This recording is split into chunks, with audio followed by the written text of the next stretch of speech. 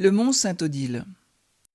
Le mont Saint-Odile est un mont vosgien situé à Hauts-Trottes, dans le département du Bas-Rhin, culminant à 764 mètres d'altitude.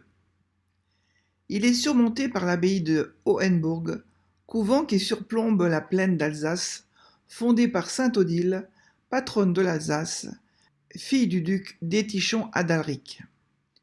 Au lieu de la culture alsacienne, ce couvent est un site de pèlerinage très fréquenté, 1 300 000 visiteurs par an.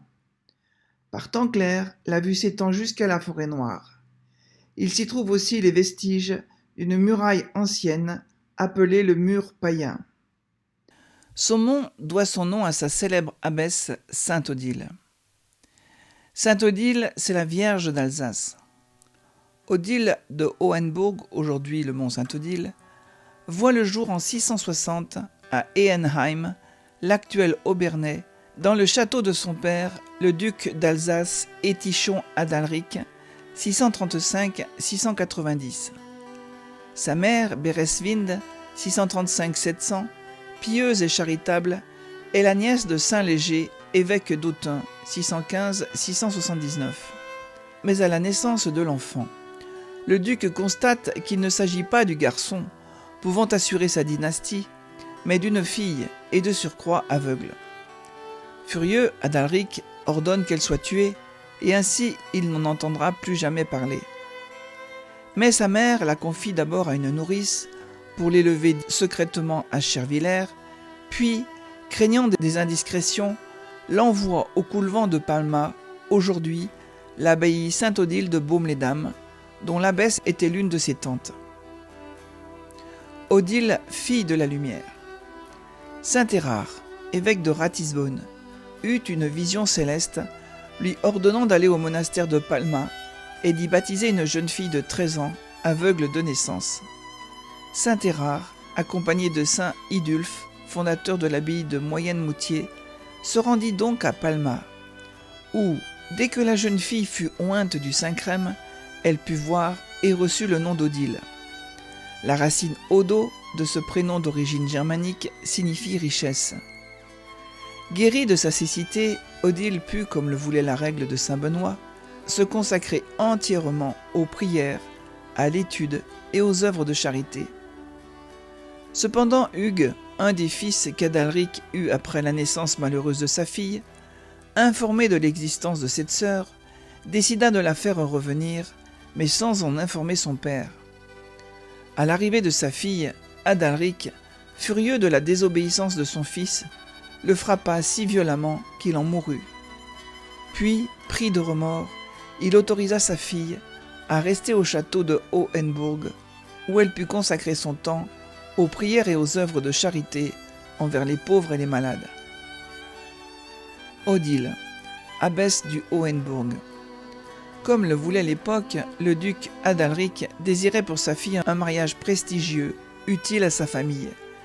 Il la destina à un prince germanique. Selon la légende, à cette annonce, Odile, ne voulant se consacrer qu'à Dieu, s'enfuit en forêt noire, où un rocher s'entr'ouvrit pour lui permettre d'échapper aux cavaliers que son père avait lancés à sa recherche. Elle vécut alors de ses aumônes et de cette charité qu'elle avait elle-même si souvent prodiguée. Adalric, qui regrettait peu à peu les fureurs de sa vie passée, lui demanda de revenir et lui fit don de son château de Hohenburg pour y créer un couvent dont elle devint la première abbesse.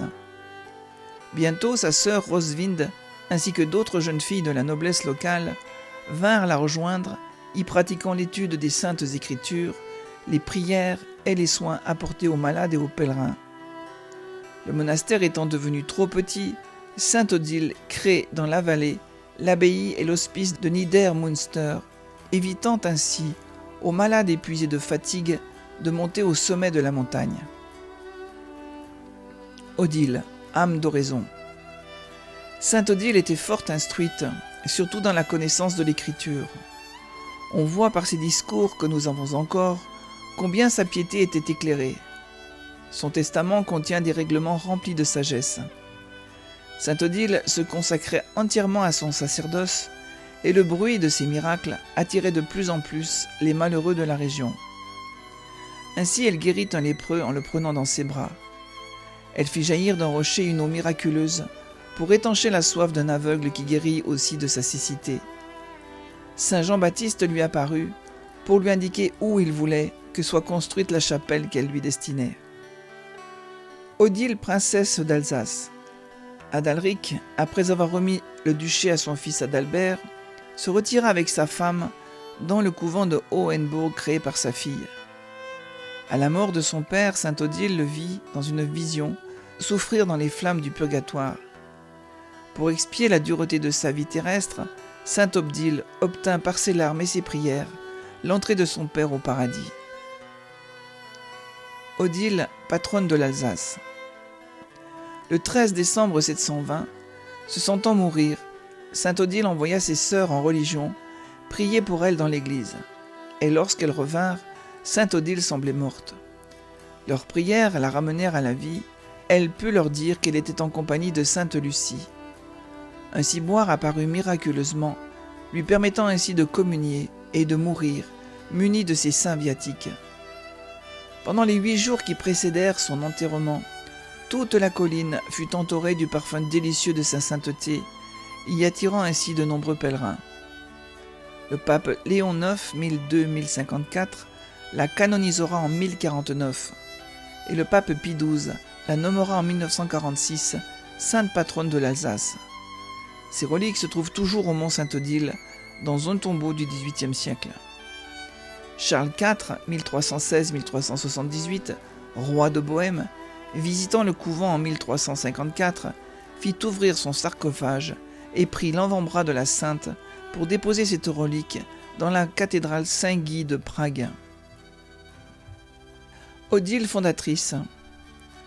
Sainte Odile est la sainte patronne des aveugles et des ophtalmologistes. Elle est également invoquée pour la délivrance des âmes du purgatoire. Sainte Odile est également fêtée le 14 décembre au lieu du 13 initial pour dissocier sa fête de celle de sainte Lucie, elle-même patronne des aveugles. Ses attributs sont une robe d'abbesse avec la crosse, le livre de la règle qu'elle avait édicté pour le monastère de Hohenbourg et les 2 yeux, symbole de la cécité dont elle fut guérie. Elle est parfois représentée à côté de la source. Odile, prophète d'amour et de lumière. Aujourd'hui, le mont Sainte-Odile poursuit inexorablement la vocation de Sainte Odile, fille de lumière. En cette terre foulée chaque jour par des pèlerins et des touristes, ils viennent y découvrir le message de vie, toujours actuel, délivré par l'abbesse des lieux, une prophétie d'amour et de lumière. L'eau de la source reconnue miraculeuse, abreuvant l'assoiffé et purifiant le regard de celui qui s'y lave le visage, cette eau venant des profondeurs ou de la nuée, porte en elle le mystère de la terre et du ciel, le mystère de la vie qui, par le baptême, s'ouvre sur l'éternité. Pour les êtres de cœur, la montagne de Sainte-Odile est l'objet d'une découverte bouleversante, le ferment d'une conversion à la vie de l'esprit, à la signification du monde. Goethe y percevait les pulsations de la terre alsacienne, cette terre burinée par des drames terribles, mais nourrie par l'espérance chrétienne et par cette foi stimulante qui affirme la présence de Dieu. Elle est manifeste dans l'adoration perpétuelle qui s'y déroule depuis 8 décennies. Un autre monastère fut construit en bas. Aucun des 2 couvents ne voulait se passer de la présence d'Odile, qui allait donc du cloître du haut à celui du bas. En chemin, elle aidait les éclopés et les infirmes. Prière à Sainte Odile. Sainte Odile, dans ma nuit, aidez-moi et priez pour moi. Éveillez en moi la lumière, celle des yeux, celle du cœur. Princesse de notre terre, vous que le baptême a guéri, sainte devant le Seigneur, présentez-lui notre prière. Ouvrez notre regard sur la vie, nous qui vivons dans les ténèbres, vous que le Christ a relevé pour nous mener vers sa lumière. Sainte Odile, ouvrez nos yeux aujourd'hui sur notre terre. Venez aider autour de moi ceux qui cherchent la lumière. Princesse des malvoyants, aidez-moi et priez avec moi. Amen.